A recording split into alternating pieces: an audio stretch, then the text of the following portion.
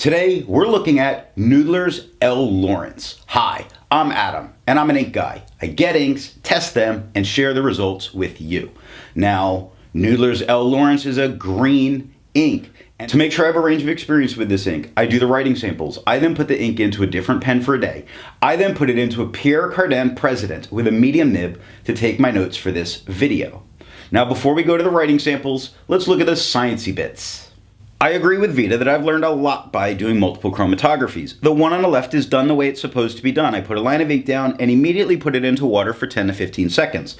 We see this distinct gray line across the bottom on an immediate. That means for me, this is going to be a pretty permanent ink. Now, a light green moves its way up, and then we start to see kind of an olive with darker green at the top of that chromatography. The one on the right is let dry for 10 minutes before I dunk it into water. And the green line on the bottom, very green, very there, not moving. The only thing that pushes up is yellow that we only see the lightest hints of occur on the first chromatography at the very tops and in little peaks looking at the left side of the first chromatography. Resistance tests are done to see how this ink can be expected to perform on the page, and more importantly, how hard it might be to clean from your pens. Now, I let the smear dry for 3 days before testing it. Looking at the highlighter, this ink has no fear of reactivation whatsoever. It didn't budge, which is almost a theme for this ink. Water did nothing. You can't even see on the page, you can see the slightest where it becomes a little duller in the bottom right part of this smear, but nothing. Pen flush did nothing. It didn't budge. Now the purple that's showing up, that's a transfer from the paper towel from a different ink. That's not from this. But flush did nothing. Bleach did nothing. This ink is not budging at all. In fact, just to be fair, when I put this into my Noodler's pen, it stained the piston for filling it. This is quite aggressive. For the inks I've tested, I've found an average viscosity of 2.5, with the realm of normal being from 2.1 to 2.9. Noodler's L. Lawrence has a viscosity of 2.37, which makes it a very normal flow. To find my dry times, I average my writing samples done with the extra fine and medium nib on Clairefontaine, Tomoe River, and Rhodia paper.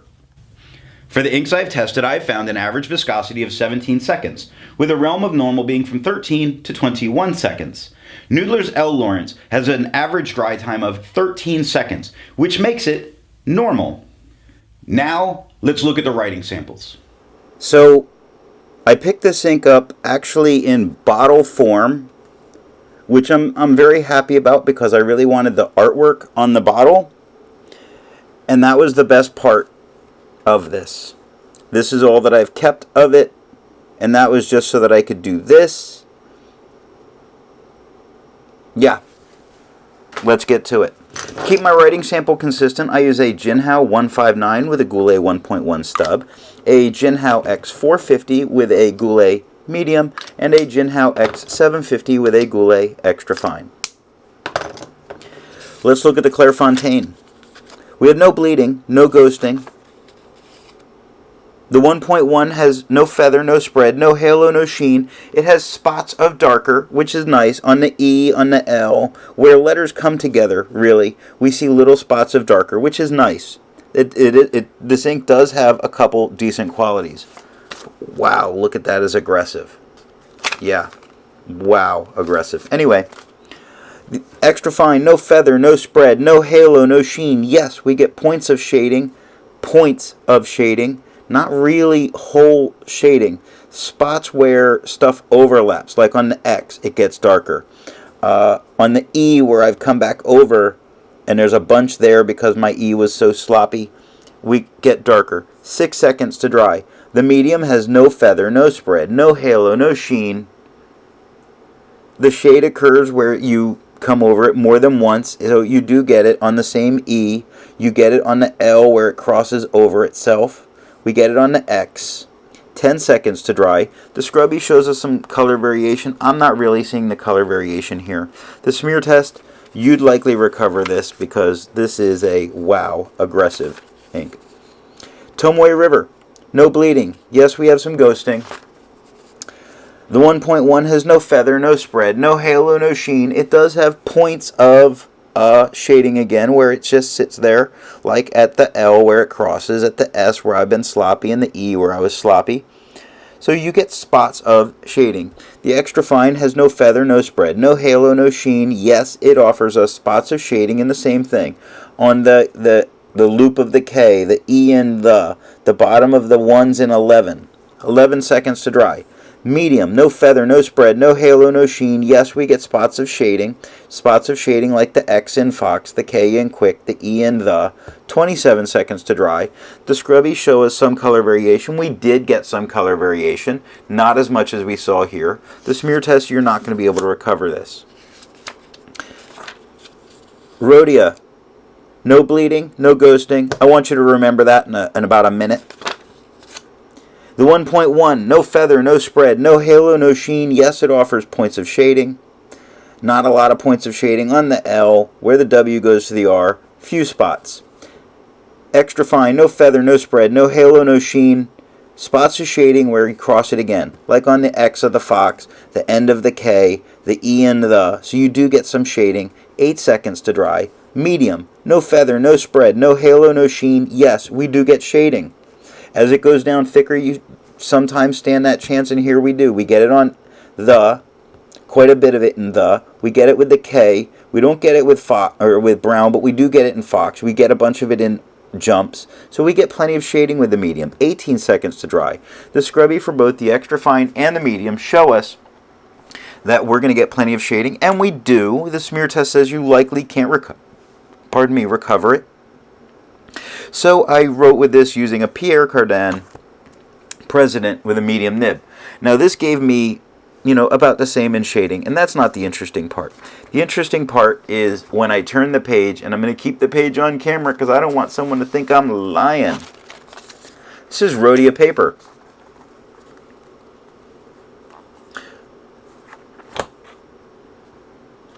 Remember I said no bleed, no ghosting, lots of bleed, lots of ghosting. Hey, there's good news. It didn't touch the page underneath, but wow. There's a reason that this is, an ink I just haven't cared for at all. I've been very disappointed. Yellow Rhodia. No bleeding, no ghosting. The 1.1, sorry, let's look at the tone difference. Same tone, same tone, same tone.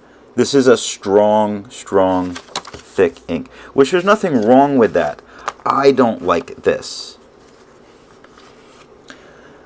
The 1.1 has no feather, no spread, no halo, no sheen, no shading except the same spots we've seen in the past.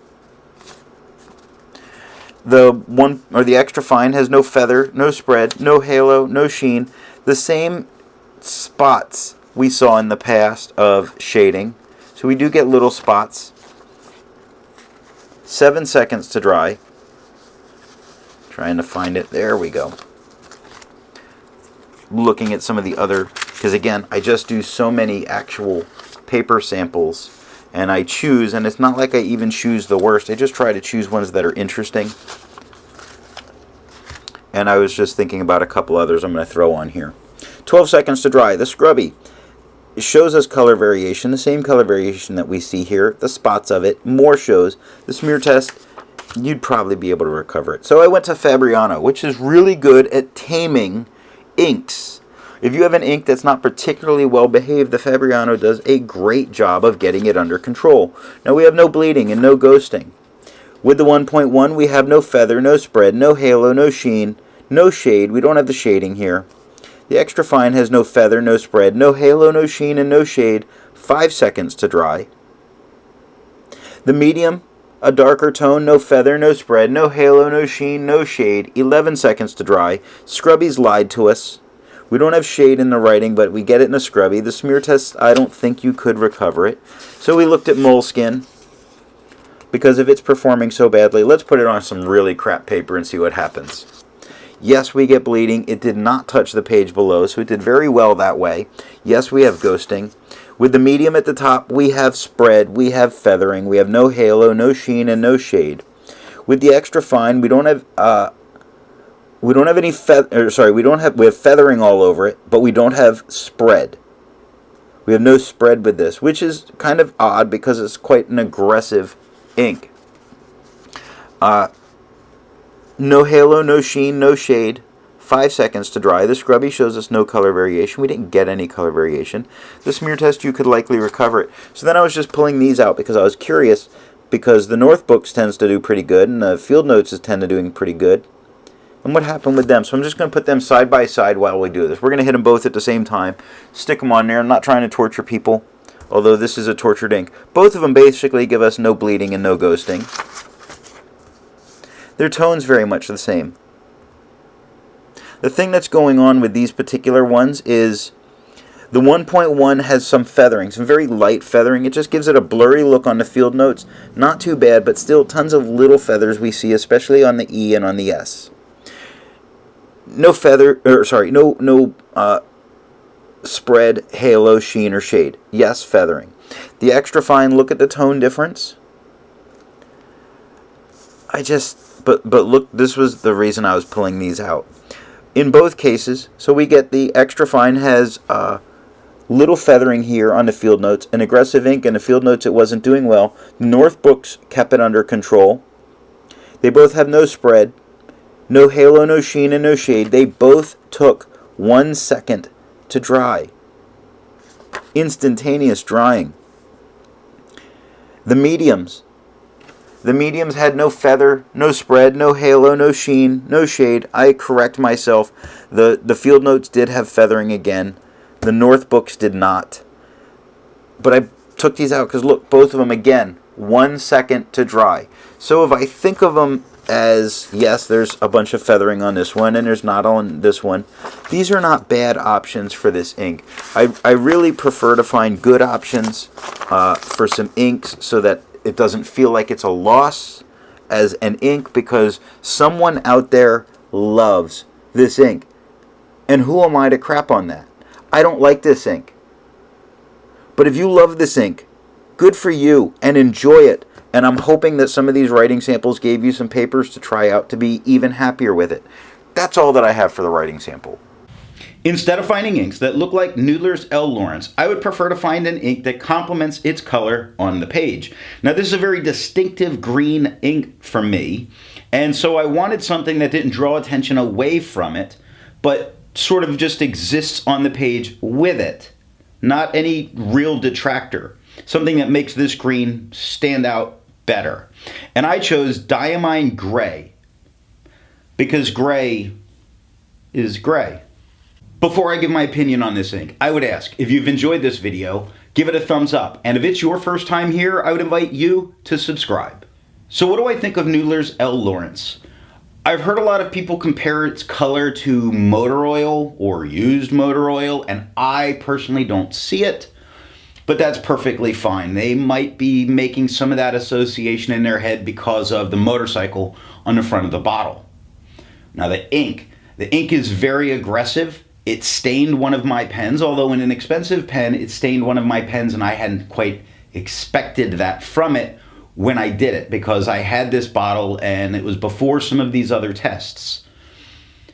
This ink, I've been very disappointed with it as a green. I do like green inks, but while it's a unique color, it's not a unique color that makes me want it. And it's very aggressive on the page, often going through. In fact, I've avoided using this ink so much that it's one of the few inks I've ever gotten where I just couldn't get myself to use it, and I wound up dumping the bottle itself. Thanks for watching.